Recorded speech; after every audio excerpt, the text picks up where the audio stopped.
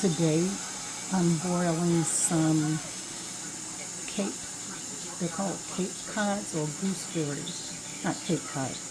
Today I'm boiling some gooseberries. Gooseberries are orange and they're about the size of a blueberry, and it has a delicious flavor. While the gooseberries are still boiling, I smash those up real good before I mix them and strain the juice. So today, for making the gooseberries, I'm not going to use my jam and jelly maker.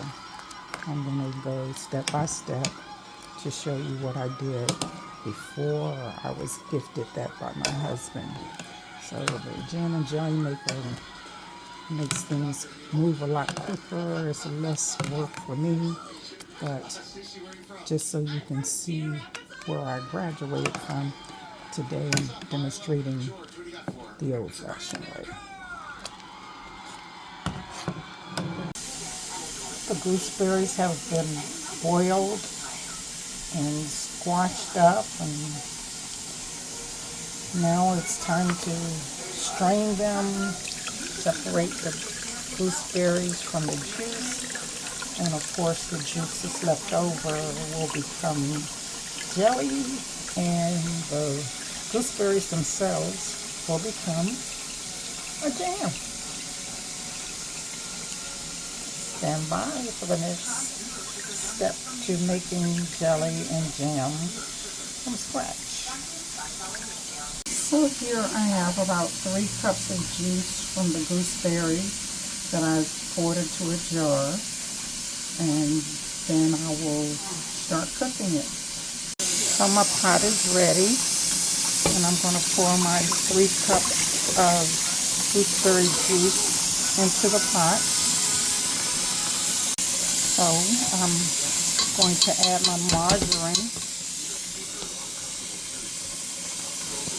Like this country crock, which is made from soy. So that's about a teaspoon of country crock.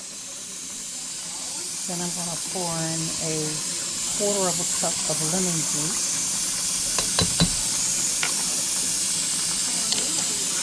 And when it starts boiling, I will add my pectin. Okay, the juice is boiling rapidly, and that's what we want. They call it a rolling boil. So even if you stir it, it still continues to boil. So once it goes into a rolling boil, then I can pour in the pectin. So I've got a 1/3 cup of pectin. I'll sprinkle that in.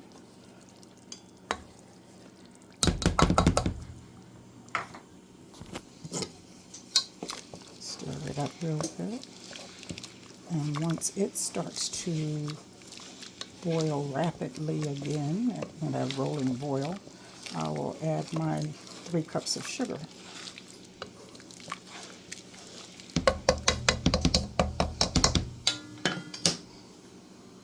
Gooseberry juice is boiling, a rapid boil, after I pour the pectin in. Now I will pour in my 3 cups of sugar.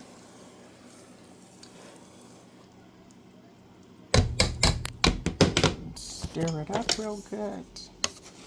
That's just 2 cups. I still have to add 1 more cup.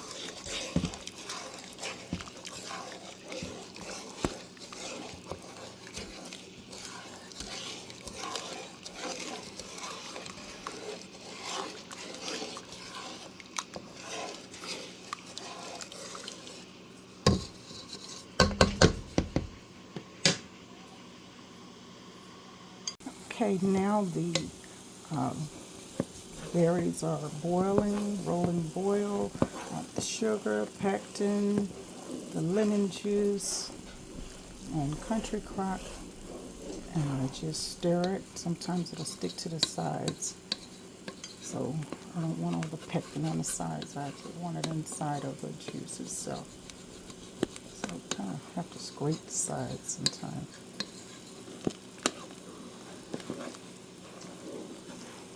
And it does foam, but once you take it off the heat, it's off the heat. Now I'm going to stir for about 1 minute to help prevent it from having so much foam on top. So if there's foam on the top after I pour it in the jars, I just spoon it off.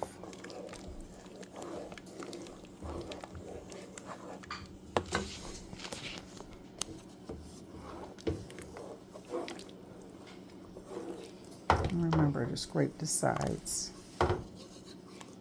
Get that pectin that's accumulated on the sides back inside your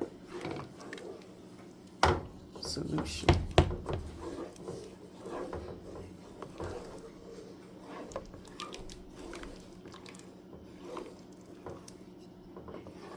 And that's pretty much it, the old-fashioned way. I get me a big spoon, my jars are ready, and scoop the juice in the jars. Gooseberry jars are full.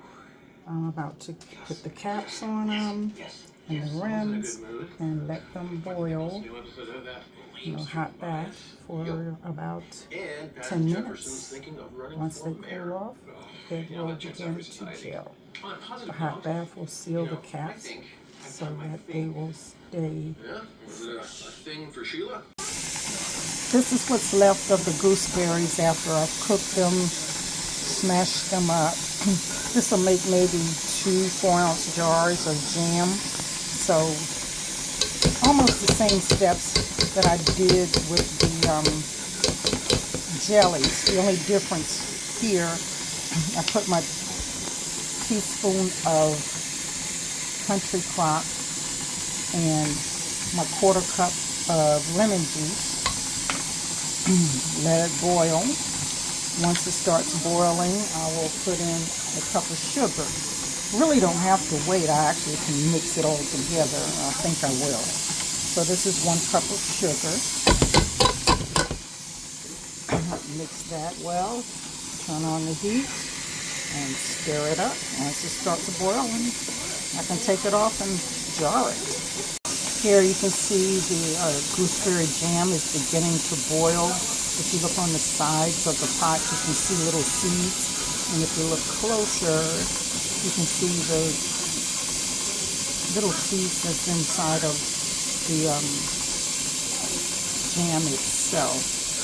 So the jam is not only made out of the fruit itself, it's the flesh of the fruit, the skin, and the seeds. And a little bit more flavorful according to some people. Jam has more fruit and less sugar. So some people just want to buy my jam because they may have diabetes or something and they have a strict diet, can't have so much sugar. So once that starts boiling into a rolling boil throughout the pot, I will put it in my little jars and set it aside so that I can put it in my big pot and boil the jars so they will seal. All 5 jars are in the water now, and I'm just waiting for it to start boiling. So I'll put the lid back on it. It helps everything to boil quickly.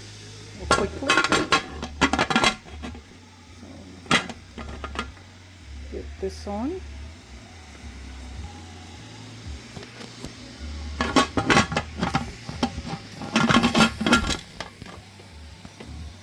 Twist it.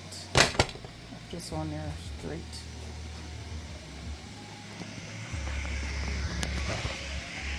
Twist it around until the nozzles, the arrows match. I don't know if you can see it, but there's an arrow there. And once it's sealed, again, this little piece here will pop up when it starts boiling.